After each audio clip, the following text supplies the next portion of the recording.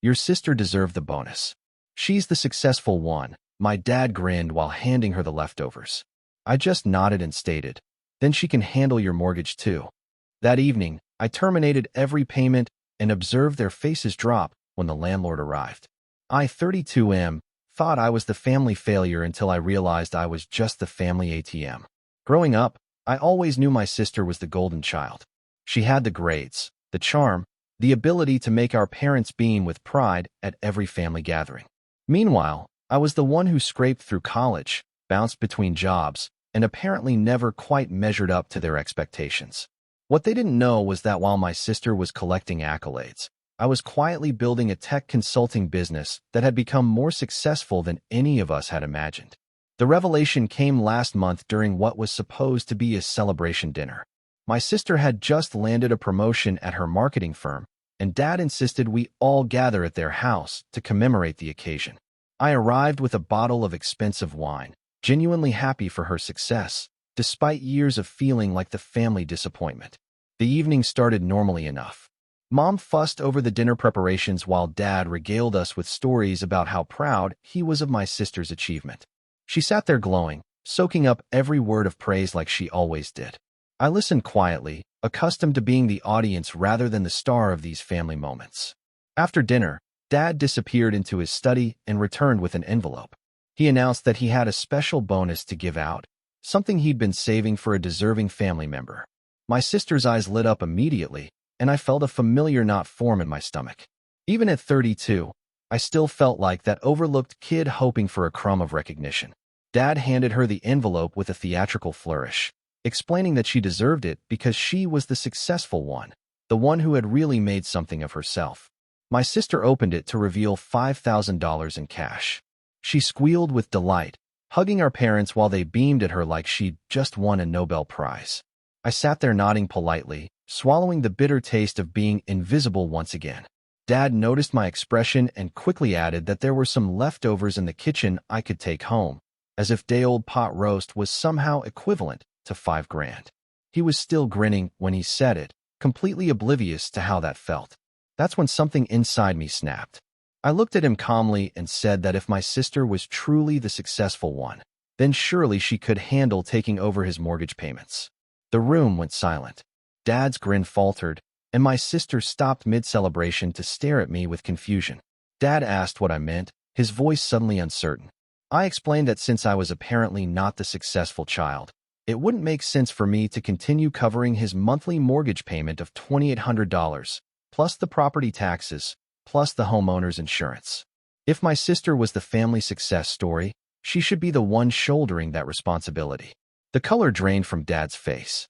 My sister looked completely bewildered, asking what mortgage payments I was talking about.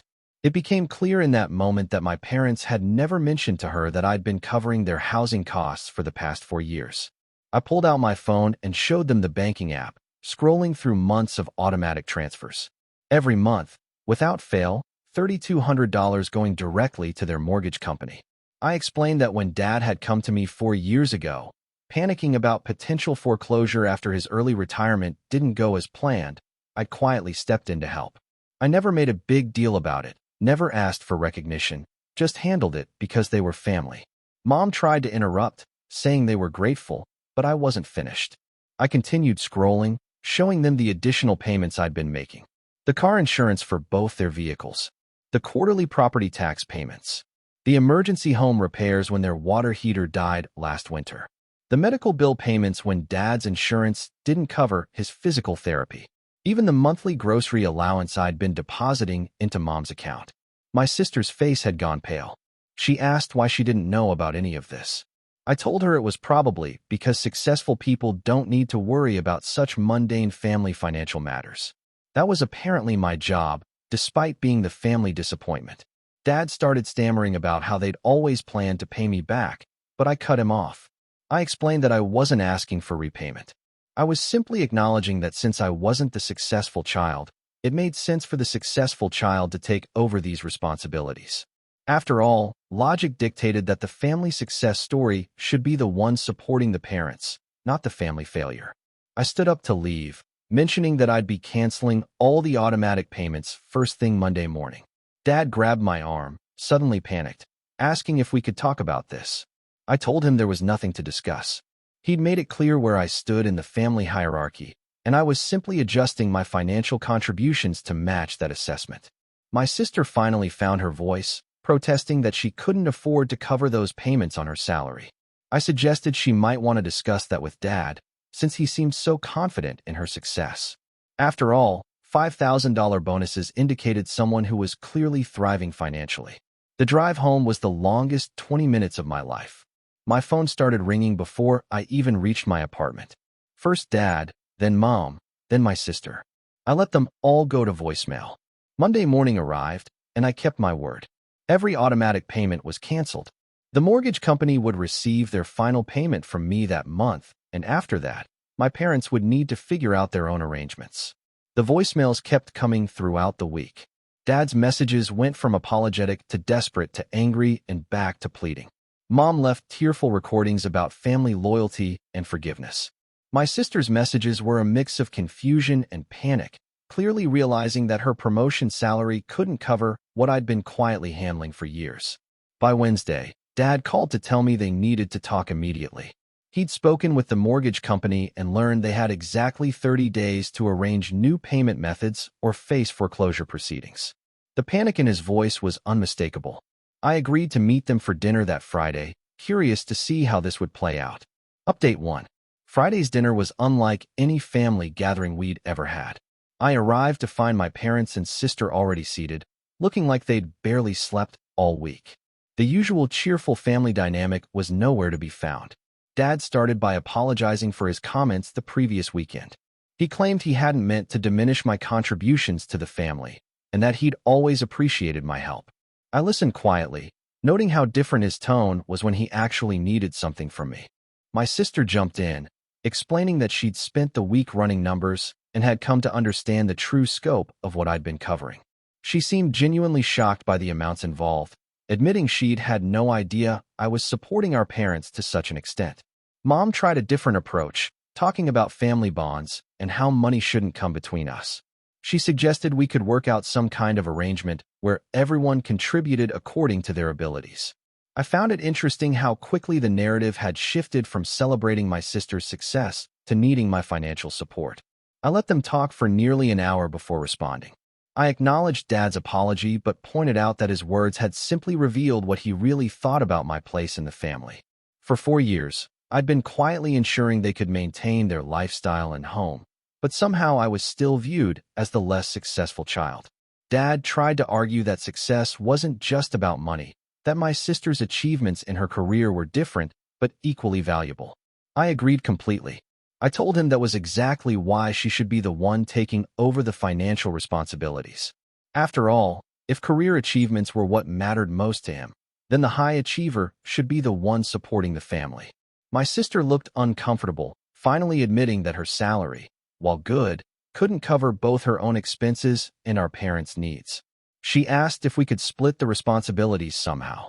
I considered this for a moment before asking why the successful child would need help from the unsuccessful one. The question hung in the air awkwardly.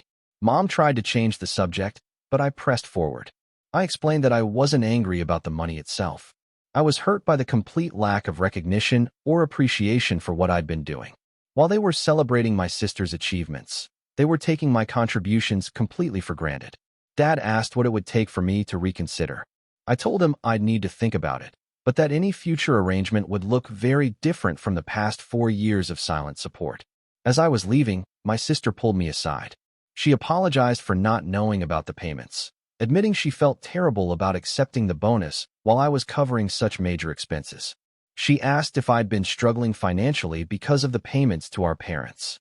I told her the truth, that my business was doing well enough that the payments hadn't been a burden. What hurt was being treated like the family failure while simultaneously being expected to play the role of family provider. She seemed to finally understand the contradiction. That weekend, I received a text from Dad asking if we could meet privately. He wanted to discuss things without Mom and my sister present. Update 2.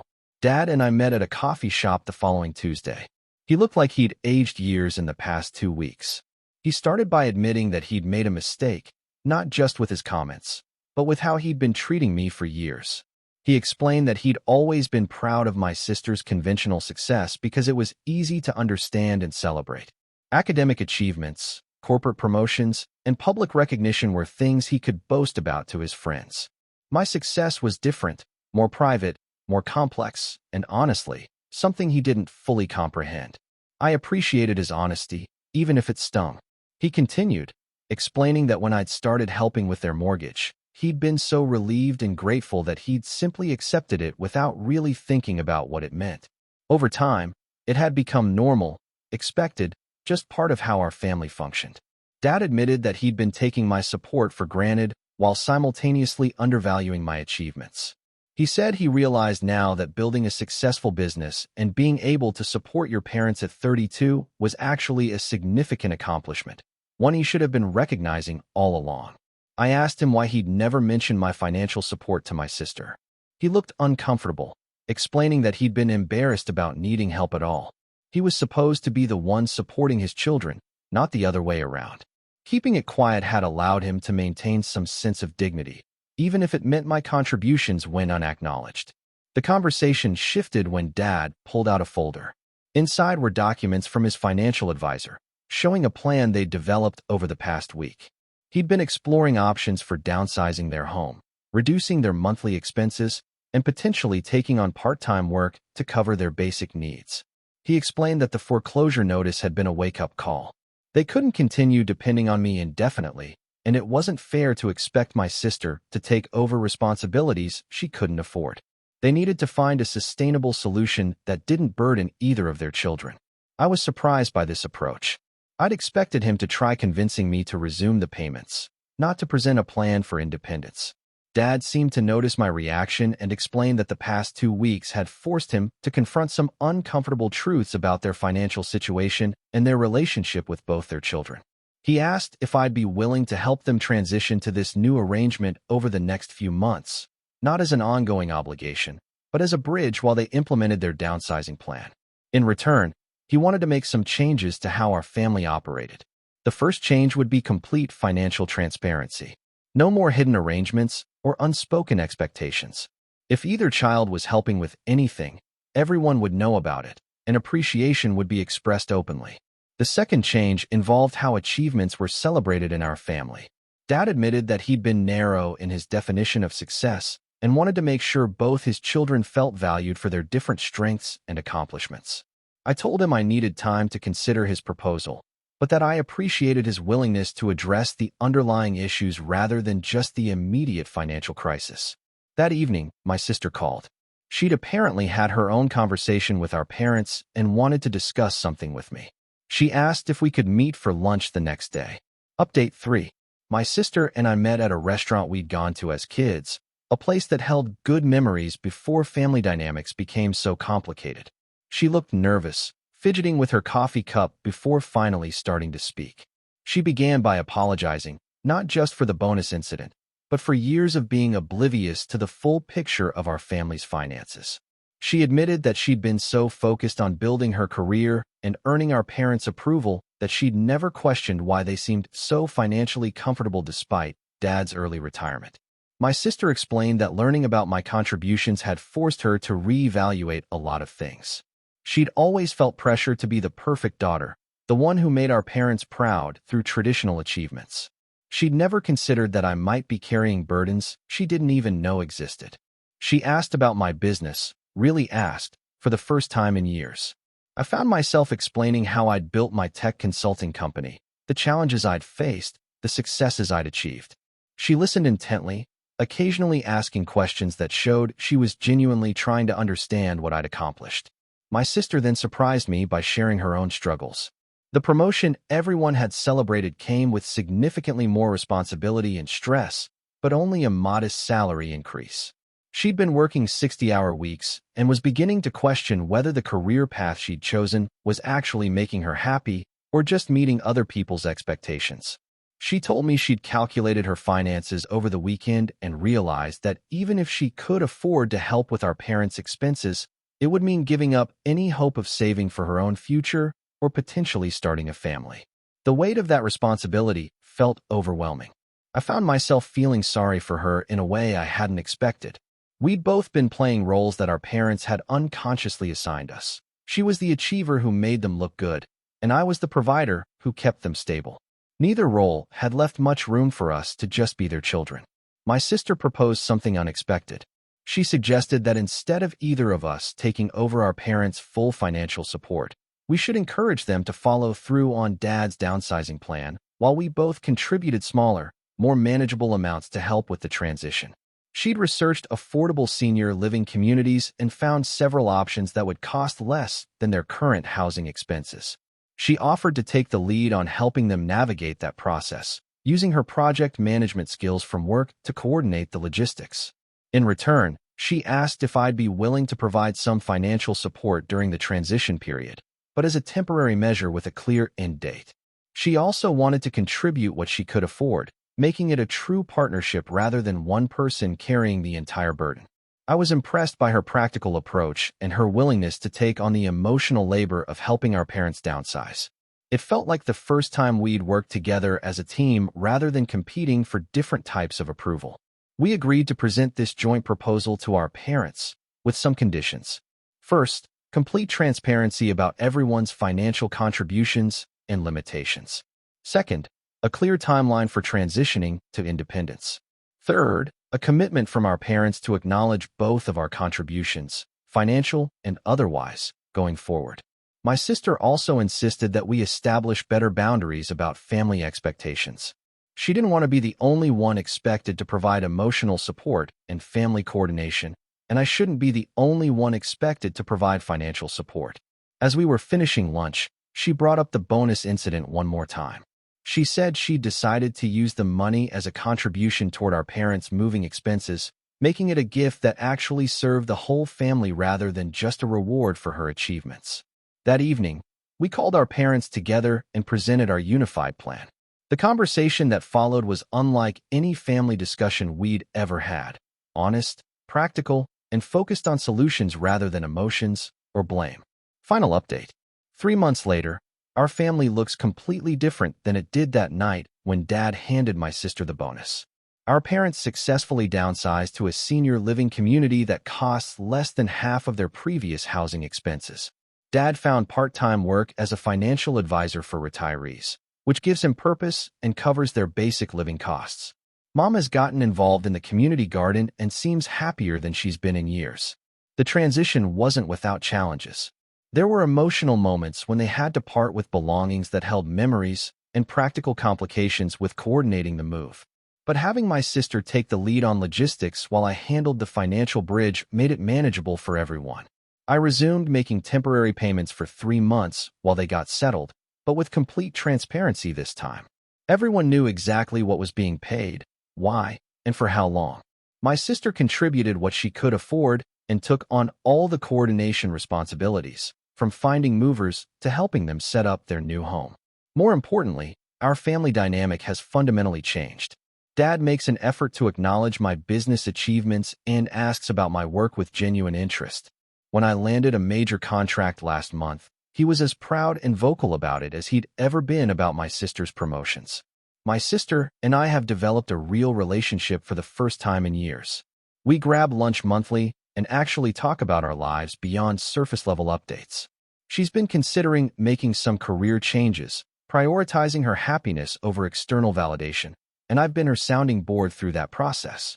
Our parents have also gained something unexpected from this whole experience: independence and self-respect. Dad told me recently that while he'd been grateful for my help, he feels better about himself now that they're covering their own expenses. Mom seems more energetic and engaged now that she's not worried about being a financial burden on their children. The bonus incident taught all of us something valuable about recognition, assumptions, and family dynamics. I learned that my worth isn't determined by whether others acknowledge my contributions. My sister learned that achievements mean more when they're not built on someone else's unrecognized sacrifices. Our parents learned that accepting help gracefully requires acknowledging it openly. Looking back, I'm almost grateful for that awful moment when Dad grinned and handed me leftovers while giving my sister cash. It forced a conversation that was years overdue and led to relationships that are more honest and balanced than they'd ever been before.